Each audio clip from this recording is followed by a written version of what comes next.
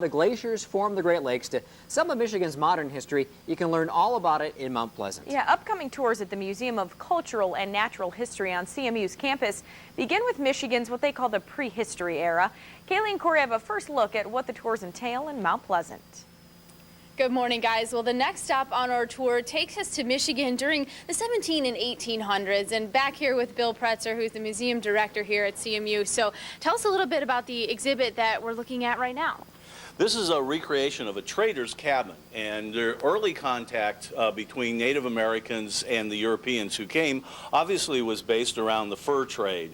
And so we have a lot of information about that contact and the way in which these two worlds met and traded things that the natives wanted, like manufactured goods, simple things like textiles made in Great Britain during the Industrial Revolution, for pelts of various animals that the Europeans wanted because they were fashionable. Wow. So this is a prime era of Michigan. For about, what, 150 years or so, they did a lot of this trading? Oh, sure. At least from the 17th century well into the 19th century, trading between Native Americans and European Americans was key to Michigan's economy. But as the economy changed and as time went on, this exhibit and the tour that will be offered on July 14th covers the era from first contact through the era of the Civil War to the late 19th century and the coming of electrification to common homes and farms. More than half of the farms didn't have electricity until after the 1930s.